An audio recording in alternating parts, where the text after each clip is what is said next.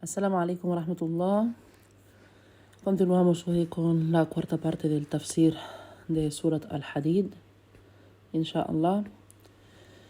إن الحمد لله نحمده ونستعينه ونستغفره ونعوذ بالله من شرور أنفسنا ومن سيئات أعمالنا من يهده الله فلا مضل له ومن يضلل فلا هادي له وأشهد أن لا إله إلا الله وحده لا شريك له وأشهد أن محمدا عبده ورسوله. أما بعد, comenzamos inshallah hoy por el aya número 10. أعوذ بالله من الشيطان الرجيم وما لكم ألا تنفقوا في سبيل الله ولله ميراث السماوات والأرض لا يستوي منكم من أنفق من قبل الفتح وقاتل أولئك أعظم درجة من الذين أنفقوا من بعد وقاتلوا وكلا وعد الله الحسنى والله بما تعملون خبير. وما لكم ألا تنفقوا في سبيل الله ولله ميراث السماوات والأرض. Allah subhanahu wa ta'ala dice: ¿Cuál es la razón que tenéis para no gastar? ¿Y por qué no gastáis por la causa de Allah? Cuando a Allah pertenece la herencia de los cielos y la tierra. Necesitamos reflexionar todos sobre esto para entender. Allah subhanahu wa ta'ala nos da la vida y nos confía una cantidad de dinero en ella. Y ahora nos dice que tenemos que gastar este dinero de acuerdo a sus órdenes, de acuerdo a los órdenes de Allah, en aquello que le complace. Por lo que cuanto más gastemos en su causa, más seremos recompensados. Posteriormente vemos que, por ejemplo, cuando morimos, si por ejemplo hemos tenido 100.000 euros a lo largo de nuestra vida, hemos tenido esa cantidad de dinero y lo hemos gastado en cualquier cosa que no sea complacer a Allah. Por ejemplo, en lujos, en salir, en ir a cenar, en comprar un coche, en viajes, en cualquier cosa que no haya tenido en absoluto, en la que yo no haya tenido en absoluto la intención de complacer a Allah. Entonces, todo esto vemos que será una pérdida. Aunque lo hayamos gastado en cosas halal, pero bueno, aún así es una pérdida, porque no tiene ninguna recompensa. Podemos gastar en cosas que están permitidas por Allah y no seremos castigados por ello. Pero si no tenemos la intención de complacerle, entonces esto habrá sido una pérdida, ya que no seremos recompensados tampoco por ellos. Pero, ¿qué pasa si gasto de ese dinero por la causa de Allah y teniendo la intención de complacerle? Gastarlo por su causa. Gastarlo por su causa incluye gastarlo en mí misma, por ejemplo, con la intención de satisfacer mis necesidades. E incluye dar en caridad, incluye también que un esposo gaste en su familia, por ejemplo, en sus hijos. Todo esto está incluido. Cada dinero, cada céntimo, cada euro que gaste en complacer a Allah, por ejemplo, si quiero hacer un regalo a mi madre o un amigo para hacerle feliz, todo este dinero es gastado por la causa de Allah y por ello seré recompensada, siempre y cuando tenga la intención de hacerlo para complacer a Allah. Por todo lo que gaste obtendré una recompensa. Alhamdulillah. Si a lo largo de mi vida, por ejemplo, se me decretan tener 100.000 euros y gasto, por ejemplo, 50.000, mi herencia la obtendrán mis hijos o mis nietos o otros, mis herederos en general. Entonces, esas personas llegarán a obtener de mí, cuando yo fallezca, 50.000 euros, por ejemplo. Entonces, a lo que Sheikh Ibn Uthaymin, rahimahullah, dice: si mis herederos llegan a coger de mí estos 50.000 euros y lo gastan sin sentido, en cosas haram, en cosas que no complacen a Allah, ¿qué hace este dinero? ¿Cuál es el resultado de este dinero? Este dinero ayudó, por consecuencia, a mis herederos en el mal camino, en el camino que disgusta a Allah. Y vemos que esto no fue mi intención, esto no era mi intención, pero aún así este dinero se gastó en aquello que disgusta a Allah. ¿Y qué ocurriría si por el contrario mis herederos tomaran este dinero y lo gastasen por la causa de Allah? Porque ellos sean de las personas que anhelen la recompensa de Allah. A lo que aquí nos dice Sheikh Ibn Uthaymin, rahimahullah, imagina que no eres capaz de gastar, o sea, de llegar a usar todo este dinero, todo el dinero que se ha decretado que será tuyo en esta vida. Que tú no eres capaz de gastar esta cantidad. Y entonces ves que tus herederos son los que van a gastar este dinero por la causa de Allah. Van a usarlo por su causa. Entonces ellos serán los que recibirán esta recompensa y no tú. Con lo cual tú perderás esa recompensa. Y entonces tú serías el perdedor. Un perdedor, en este caso, perdedor de esa recompensa que podía haber sido tuya si hubiese sido tú el que lo hubiese gastado por su causa. Entonces, esto no quiere decir que no dejemos dinero a nuestros herederos. Y esto no significa que no dejemos dinero a nuestros herederos. Lo que significa es que no debemos tener esa intención, esa ansia de ganar y apilar dinero y guardar dinero y tener dinero. ¿Por qué? Porque no nos lo vamos a llevar a la tumba, no nos lo llevaremos a la tumba con nosotros todo ese dinero. Todo mi dinero, toda mi riqueza es de Allah subhanahu wa ta'ala. Así que todo esto no me lo llevaré conmigo a la tumba, por lo que necesito gastarlo en lo que Allah me ha ordenado. Necesito gastarlo en todo lo que complace a Allah, en todo lo que Él ha permitido. Y seré preguntada, seré cuestionada sobre cómo gasté este dinero. Si lo hice para pagar mis responsabilidades, como el zakat, si pagué todo lo que tenía que pagar, todas mis deudas, si pagué todo aquello que si hice o gasté este dinero pagando o gastándolo en aquello que complace a Allah. Y debo asegurarme también de intentar ayudar a personas con mi dinero. Debo de preguntarme también si estuve ansiosa, si tuve deseo de gastar por la causa de Allah, si quise ayudar a los demás, si tuve buenas intenciones, si quise hacer buenas obras por la causa de Allah, gastando de mi dinero. Entonces, sí, si es que sí, excelente, alhamdulillah. Y por el contrario, y si sentí dolor, me sentí mal, sentí una especie de dolor al pagar cualquiera de mis obligaciones o cualquiera de mis responsabilidades. Por ejemplo, un alquiler, si tuve que pagar un alquiler, sentí dificultades o sentí que no quise pagarlo. O, por ejemplo, pedí un préstamo y sentí después que no quería devolverlo. O, por ejemplo, no sé, si alguien me pidió dinero para ayudarle en algo y yo le dije, ay, no, lo siento, pero no tengo. Y vemos que este es el caso de mucha gente. Les cuesta mucho gastar el dinero. ¿Y por qué? ¿Por qué? Sheikh Ibn Uthaymin, rahimahullah, nos dice que esto es absurdo. El ser tacaño a la hora de gastar en la causa de Allah, esto es algo estúpido, algo absurdo. Esto es una locura. Safa, decía la profesora. Si no gastas en su causa, o lo pierdes gastando en algo que no es beneficioso, lo pierdes gastándolo en algo que no es beneficioso, que no te va a beneficiar, de lo cual no serás recompensado. O por el contrario, puede ser que lo dejes en herencia a tus herederos y que seas preguntado por ello. Que seas preguntado por de qué forma se gastó este dinero.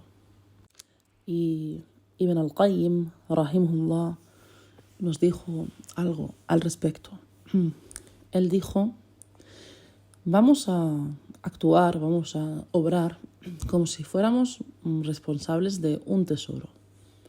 Por ejemplo, tengo la responsabilidad de una caja que contiene un tesoro y el propietario de ese tesoro me dice que lo cuide, que lo gestione. En él me deja, por ejemplo, 1 millón de euros. Y yo soy un empleado, ¿vale? Por ejemplo. Y este hombre me dice a mí, supongo que será como mi jefe, me dice a mí que con ese 1.000.000 de euros tengo que pagar algunas deudas que tenemos en la empresa y tengo que pagar también a los empleados, tengo que pagar la electricidad, algunas facturas, etcétera, etcétera. Entonces, cuando calculo todo lo que tengo que gastar, lo que tengo que pagar en salarios, por ejemplo, llego al total de unos 500.000 euros. Y entonces siento, tengo que pagar 500.000 euros. ¿Y por qué debería de sentirme yo mal por pagar este dinero? Si es un dinero que no es mío, que se me ha confiado y que tiene un rol, tiene una... ese dinero está hecho para emplearlo en algo que ya está decretado. O sea, hay que pagar a esos empleados, hay que pagar esos salarios, por ejemplo. Y no es mi dinero. Yo solamente he sido responsabilizada con ese dinero. Yo soy responsable de pagar esas cosas, pero no es mi dinero. Yo solamente estoy ordenada, estoy obligada a pagar acorde con la orden del dueño de esa caja, de ese tesoro. Entonces, ¿por qué debería yo de sentir ese dolor? Y igual pasa con nosotros. Si tengo que pagar el colegio, tengo que pagar mis facturas, tengo que pagar la electricidad, tengo que pagar mis responsabilidades, comprar ropa para los niños, zapatos. ¿Y para qué? ¿Para qué todo esto? Pues para satisfacer mis necesidades. Y esto es algo que complace a Allah.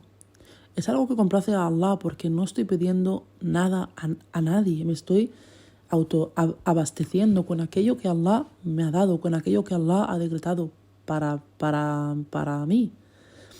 Entonces, por ejemplo, si necesito comprarme una abaya, un jilbab, o necesito algo para mí, ¿por qué siento esa preocupación? Cada vez que gaste por la causa de Allah, entonces le estoy complaciendo. Y este es el objetivo de este dunya, el complacer a Allah. Incluso si al final de mes no tengo dinero, pero alhamdulillah, he gastado el dinero en satisfacer mis necesidades, de acuerdo a lo que complace a Allah. Tengo que estar seguro de no ser extravagante, claro está, de ser racional, de poner el dinero en el sitio correcto. Y vemos, hermanas, que el dinero en sí mismo no es nada, no tiene valor, no tiene ningún valor. Pero cuando este dinero es razón para el khair, para hacer el bien, entonces es aquí cuando tiene valor. Vemos, por ejemplo, que el dinero es una gran razón para poder ser capaces de hacer jihad, por ejemplo. El profeta sallallahu alayhi wa sallam y los sahabas necesitaban dinero para poder comprar armas, para comprar caballos, para poder gastar y abastecer a los ejércitos. Para todo eso se necesita dinero, por ejemplo. Lo necesitamos también para mantener a nuestras familias, para hacer da'wah, para construir mezquitas. Subhanallah, el dinero se vuelve valioso cuando se gasta en el camino correcto, en la causa correcta. Cuando lo gastamos con buena intención, cuando lo gastamos para complacer a Allah, aquí entonces el dinero se vuelve valioso. En otro lugar o en otro sentido, el dinero no tiene ningún valor. Por eso el profeta sallallahu alaihi wasallam dijo: nadie será envidiado excepto dos tipos de personas. El primer tipo es aquel al cual Allah le dio riqueza y lo gastó por su causa. Lo gastó por la causa de Allah, de forma continua. Esta persona será envidiada con una envidia sana.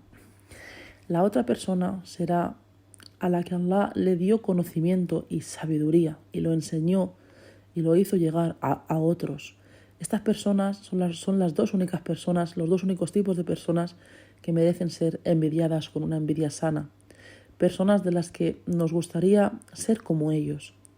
¿Qué ocurre respecto a las personas que poseen mucho dinero y lo guardan en los bancos, millones y millones? No podemos sentir envidia por este tipo de personas. Al contrario, nos deben de dar pena. Estas personas no están disfrutando de este dinero, ni lo están invirtiendo en nada bueno tampoco. Más bien les está causando pérdidas. Algún día lo tendrán que dejar para marchar y retornar a Allah. Entonces Allah subhanahu wa ta'ala nos dice وَلِلَّهِ مِيرَاثُ السَّمَاوَاتِ وَالْأَرْضِ. Y vemos que esto quiere decir, y en Allah dejaremos o dejamos todo lo que hay en la tierra y en los cielos. A Allah pertenece todo lo que hay en la tierra y en los cielos, aun cuando nosotros no estemos aquí, aun cuando nosotros nos vayamos, todo pertenece y seguirá perteneciendo a Allah subhanahu wa ta'ala. Y entonces, ¿por qué no gastamos? ¿Por qué no gastamos entonces por su causa? Subhanallah. لا يستوي منكم من أنفق من قبل الفتح وقاتل.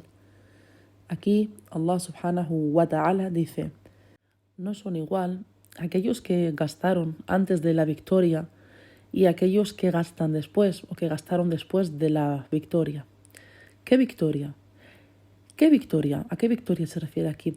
La victoria no quiere decir o no es al-Fath de Meca, la conquista o la apertura de Meca, sino que la victoria es as-Suhul al-Hudaybiyah, es el tratado de paz, el tratado de al-Hudaybiyah, en el cual el profeta sallallahu alayhi wa sallam firmó con los kufar de los Quraysh.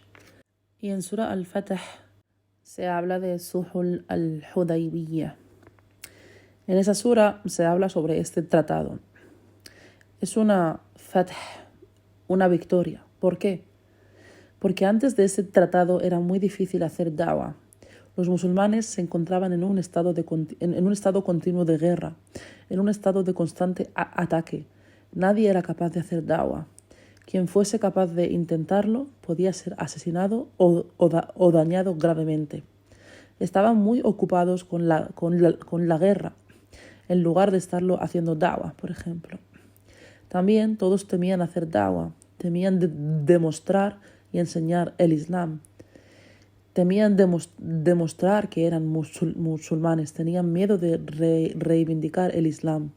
No era fácil aceptar el Islam en aquel entonces porque podían ser dañados. A cualquiera que dijese que era musulmán, o sea, podían dañar, de hecho dañaban a cualquier persona que dijese o que declarase su fe abiertamente. Después de este tratado, alhamdulillah, los musulmanes fueron capaces de centrarse en hacer da'wah. Por este motivo, mucha gente entró al Islam, alhamdulillah. Después del tratado de al-Hudaybiyah, al ser este un pacto de paz, los musulmanes fueron capaces de hacer da'wah de una forma segura y la gente podía aceptar el Islam también de forma segura, alhamdulillah. Entonces, después de este suhul, los musulmanes empezaron a ser capaces de centrarse ahora en hacer da'wah y por eso mucha gente entró al Islam. Después de suhul al-Hudaybiyah, la gente era ahora capaz de hacer da'wah a salvo, sin estar en peligro, y la gente podía aceptar el Islam. Imagina quién fue imaginar quién corrió el riesgo de anunciar el Islam y se preocupó por gastar en el Islam. Imaginar que quien corrió el riesgo de anunciar su Islam y se preocupó en gastar por el Islam, por la causa de Allah, mientras se encontraban en esas circunstancias que eran antes de este pacto, antes del pacto de Al-Hudaybiyah, circunstancias que eran extremadamente difíciles. Imaginad quien se mantuvo firme y afrontó todo ese peligro y se preocupó, se molestó por gastar y luchar en la causa de Allah. ¿Creéis que esa gente es igual que aquella que vino después o quien empezó a gastar por la causa de Allah después, quien gastó o contribuyó con el ejército musulmán después de Al-Fatah? ¿Creéis que esas personas son iguales ante Allah? No. Uno no es igual que el otro.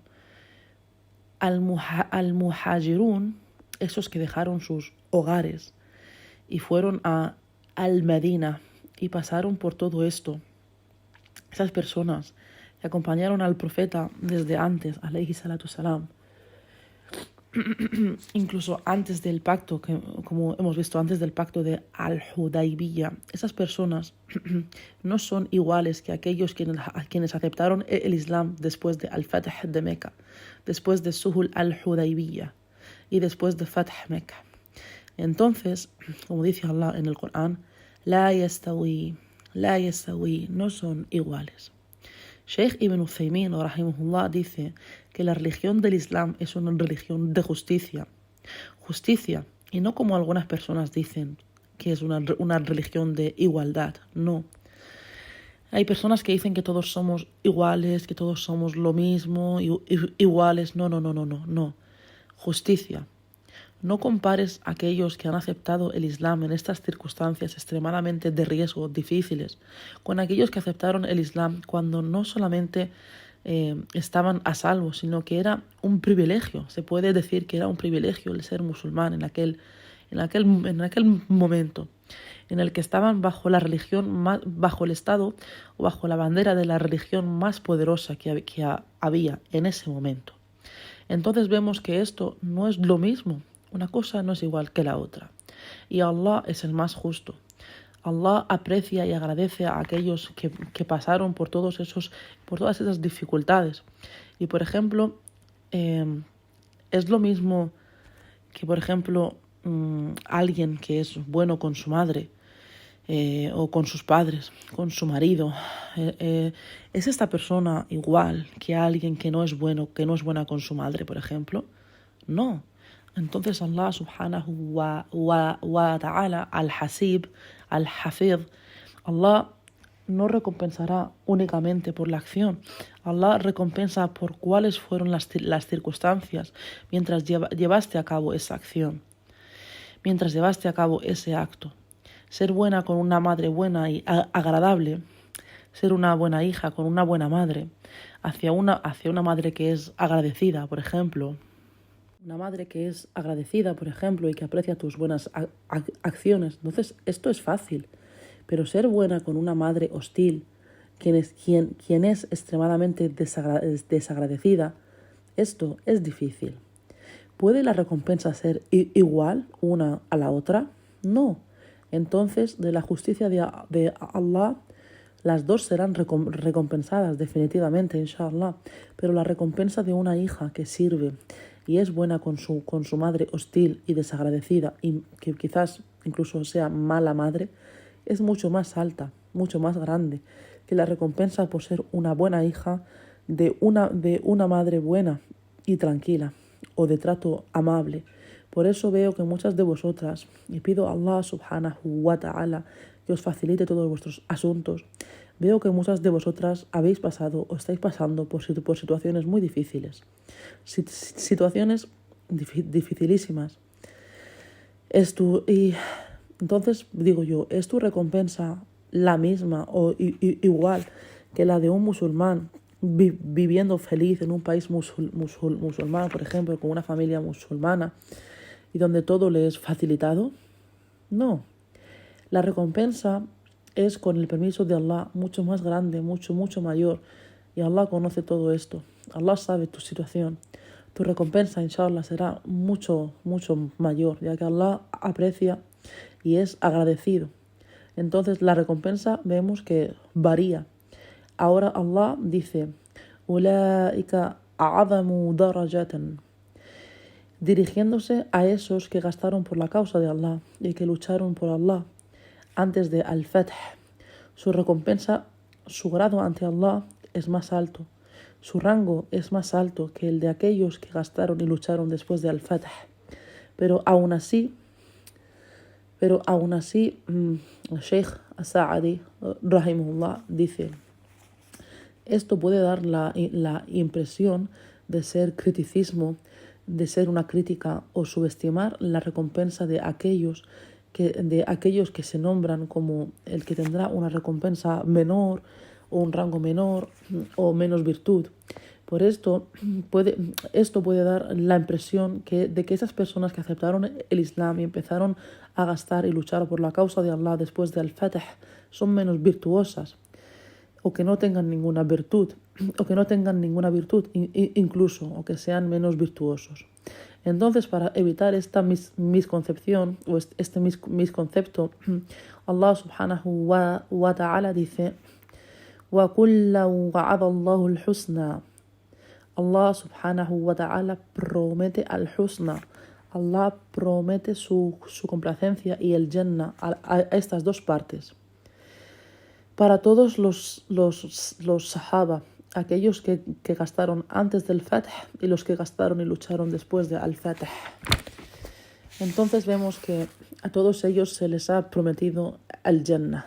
Allah está complacido con todos ellos, pero otra vez decimos que la recompensa de aquellos que dejaron sus hogares, sus casas, sus familias y pasaron por todas esas dificultades, definitivamente es mucho, mucho, mucho mayor que la de aquellos que empezaron a luchar y gastar por la causa de Allah después de Al-Fatih, cuando era de alguna manera más fácil hacer todo esto.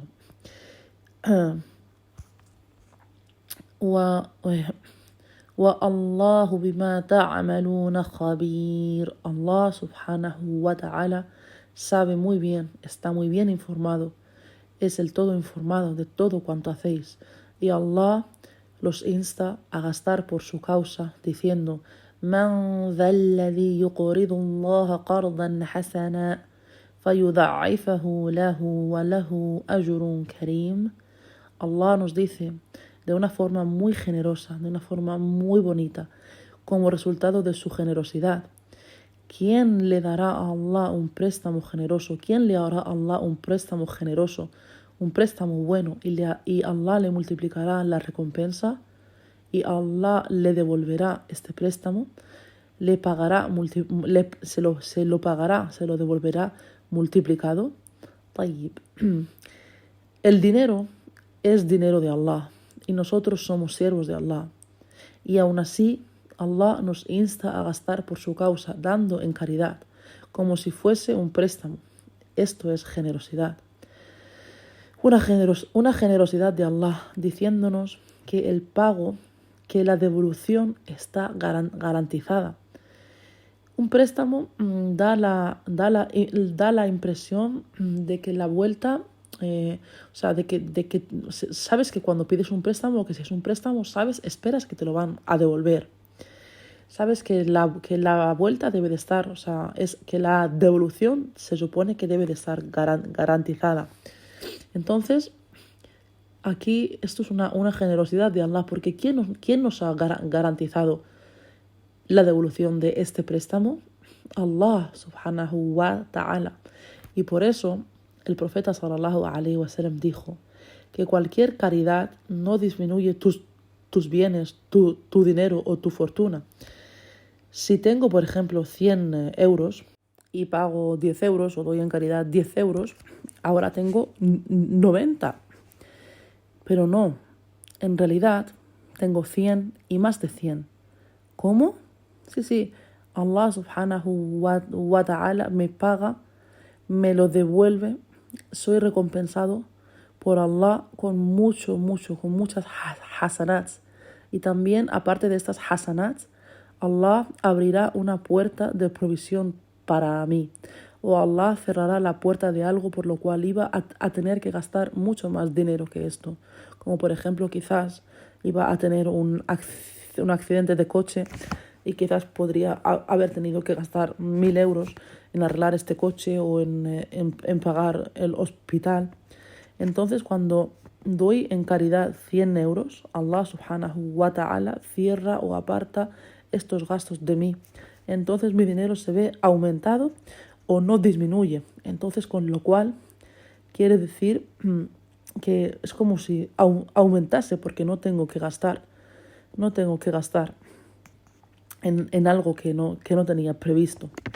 Entonces, cualquier céntimo, cualquier euro que gaste por la causa de Allah, seré recompensada y definitivamente Allah me lo hará recibir de vuelta. Allah me lo devolverá. y más aún, una multiplicación de ello. El Sheikh As-Sa'adi, rahimahullah, dijo: esto se debe a la gran generosidad de Allah subhanahu wa ta'ala. Allah lo ha descrito como un préstamo, subhanallah, ya que Allah es el más generoso, el proveedor, el otorgador.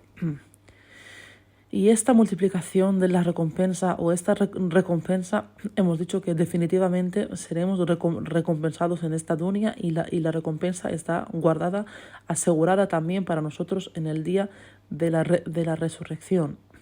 Entonces nos vemos recompensados en esta dunya con provisiones, protegiéndonos de no gastar en accidentes, hospitales o lo que sea. Y encontrarás también recompensa reservada para ti para el día de la resurrección. Como el Sheikh As-Sa'adi dice, imagina cuánto necesitaremos de este tipo de recompensa, cuánto necesitamos y cuánto necesitaremos de este tipo de recompensa. Necesitamos en ese día necesitaremos incluso la más mínima cantidad de recompensa, una hasana, aunque tan solo sea una hasana, Yawm al-Qiyamah, subhanallah. De estos versos, hermanas, otra vez os digo que tenemos que cambiar, tenemos que dejar, esto nos decía la profesora, tenemos que dejar de sentirnos preocupados por gastar. Si tienes que pagar algo, págalo y ya está. Si puedes y tienes, si eres capaz de pagarlo, págalo. ¿Y qué? Una factura que tengas que pagar, no sé, tus obligaciones, tus responsabilidades, tus gastos personales, tus deudas. Alhamdulillah, págalo. No sientas dolor, porque sé que la mayoría de vosotros se han criado, os habéis crecido en el oeste, entre la gente del oeste, pues como bien pueda ser Estados Unidos, Europa, y he visto que no les es fácil, o sea, no os es fácil el gastar, ni tan siquiera para vosotros mismos. Encuentran difícil gastar. Subhanallah, tenemos que cambiar nuestra aqida, nuestra creencia en Allah subhanahu wa ta'ala, creer en la promesa de Allah. Los creyentes no son tacaños, y por eso el profeta sallallahu alayhi wa sallam, cuando el kufar venían hacia él pidiéndole caridad, él solía darles, les daba. Y recuerdo que a uno de ellos les dijo: y coge todo el ganam, todo el ganado, todo el ganado que se encuentra entre esas dos montañas. Y ese hombre volvió hacia su familia, hacia su tribu, diciéndoles: vuelvo de estar con la persona más generosa que hay en la tierra. Es una persona que no tiene miedo de la pobreza. Y entonces este hombre aceptó el Islam. Subhanallah. Mientras que estés invirtiendo o gastando tu dinero en el lugar correcto, donde debes de ponerlo o donde debes de gastarlo, nunca jamás te preocupes por ello, nunca jamás te preocupes por ello. Nunca te preocupes por ese dinero o por gastar ese dinero. ¿Y qué? ¿Tienes que gastarlo? Pues alhamdulillah. De momento, algunas veces pasa que me toca pagar una factura, por ejemplo, algo que habías olvidado. Alhamdulillah, págala. ¿Y qué? Allah decretó esto sobre ti. Tengo que pagar una deuda, excelente. Deshazte de esa deuda, de las deudas, alhamdulillah. Cualquier pago, no solamente caridad, sino en los pagos diarios, siempre y cuando pongas una buena intención de hacerlo por Allah, de estar abasteciéndote a ti misma, de estar pagando por aquello que debes de pagar, cada céntimo que pagues serás recompensado por ello. Cada cosa en la que gastes, si vas a comprar comida, por ejemplo, electricidad, ropa, facturas del teléfono, gas, lo que sea, tenemos que cambiar, hermanas, tenemos que cambiar. Hazlo, págalo y no digas no. o vamos a posponer el pago, no, ahora pagar todo este dinero. Si tienes el dinero, págalo, si tienes la oportunidad, si tienes dinero, si eres capaz de pagarlo, págalo. Si puedes dar en caridad también, hazlo. Hazlo, da en caridad antes de que muramos. No sabemos cuándo vamos a morir. Ten tu parte de caridad, ten tu parte de bien, consigue tu parte de bondad en este dunya antes de morir. Ayuda a la gente, trae felicidad, facilidad a la gente. Estamos en el mes de Ramadán, el mes de gastar, el mes de dar, el mes de dar de comer, el mes de cuidar y preocuparse por la gente y de hacer el ihsan con la gente, con todos a nuestro alrededor. Tenemos una oportunidad muy grande en este mes y que Allah subhanahu wa ta'ala nos perdone, que Allah subhanahu wa ta'ala tenga misericordia con nosotros y no preocuparse del mañana. No te preocupes por el mañana. Tenemos a nuestro Señor, tenemos a nuestro Rab. No te preocupes por el mañana. Haz lo que tienes que hacer hoy y no te preocupes por mañana. El mañana ya está escrito, decretado por Allah. Allah maneja todas las cosas. Subhanallah. Y hasta aquí el audio de hoy. Inshallah, volveremos muy pronto con más traducciones. Bi'idhnillah. Subhanaka Allahumma wa bihamdik. Ashhadu an la ilaha illa anta. Astaghfiruka wa atubu ilayk. Assalamu alaikum wa rahmatullahi wa barakatuh.